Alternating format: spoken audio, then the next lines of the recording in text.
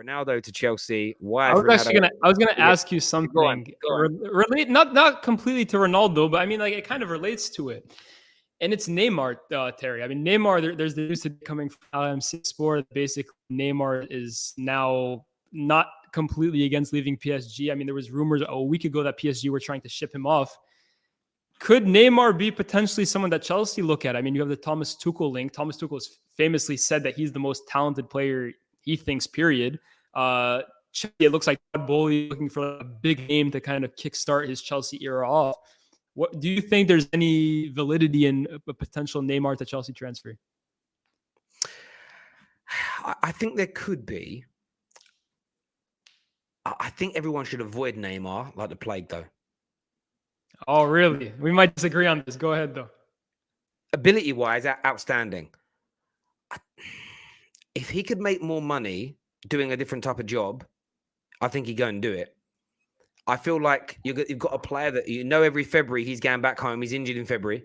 I don't know. He gives me the impression that he doesn't quite have the appetite for how much he would cost you and per week to pay and everything.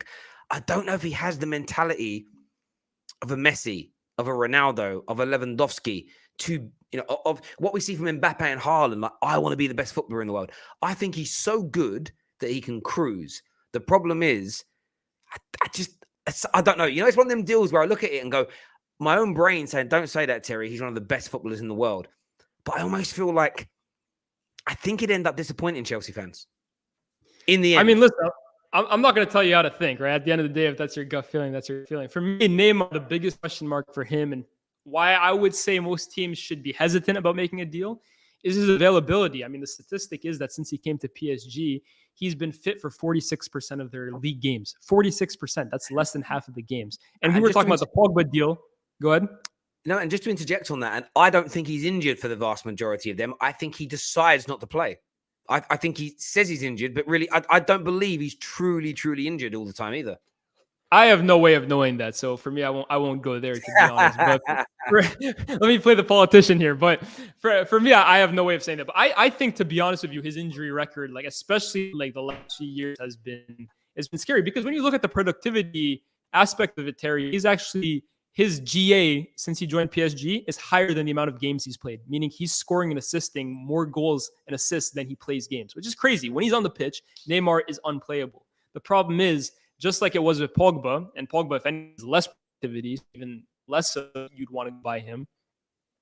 If a player is playing less than 50% of the games, are you willing to spend that much money on him? Because at the end of the day, availability is the best ability. No doubt about it. If a player is only playing 50% of the games, it doesn't matter how many goals he's scoring. You don't get him for the other 50%. No, and I agree. And me and you might differ on the reasons why we think he isn't available. But in the cold, hard light of day, that availability isn't there. On the Ronaldo question, though, for me, it's a case of when you actually read the article, Ronaldo came up in conversation. It wasn't Chelsea meeting Mendes to try to buy Ronaldo. I don't think Chelsea actually have any interest in buying Ronaldo either, personally. But I also get where Ronaldo's coming from. And this is where Man United fans have got to wake up and smell the coffee and keep the anger towards the Glazers. This man's 37, turning 38. Probably his last season at the elite level of the game, as in one of the top 4 leagues. Maybe he'll go somewhere else. He at least wants to go. If we sign Anthony and Frankie de Jong, we bring in Lissandro, another midfielder and another free transfer, and it's like, oh, it looks good. And if pre-season's really exciting, the football looks good, Ronaldo's going to go into this season. He at least wants to score loads of goals and have a chance of winning a trophy or two. Like, he wants to do that. He doesn't want to start the season when our best signing is Ruben Neves. We haven't improved anywhere else. Of course, he's going to speak to his agent and say, listen, we need to keep our eyes out because we might need a swift exit. And I don't blame Ronaldo, because it could be the last season of his career at this level. So I've got no issue with what he's doing. And I think if we as football fans would have actually got behind Wayne Rooney, Man United fans, when Wayne Rooney started questioning the ambition of the club 12 years ago, I don't think we'd be in this situation now. Ronaldo flirting, Mendes harassment, Pogba and Rio. Do you understand that? Yeah. Well, do you know what it comes down to again, though? And people don't want this conversation because it upsets them. But Ronaldo has done so much for Man United in his career. You get more leeway. You get more Yeah, leeway true. for doing these things. It's like anything. How much credit do you have in the bank, my friend? You know, if Pogba would have won 2 or 3 Prems in a Champions League and then did the flirting he did, he would not have got the same level of frustration. He just wouldn't have done. Why did Rooney get it so bad back in 2011? Because the Glazenomics really came into effect. You know, Ronaldo had left and Tevez had gone and Hargreaves' knees went and we weren't replacing them. We were buying Phil Joneses and Ashley Youngs and we were getting angry.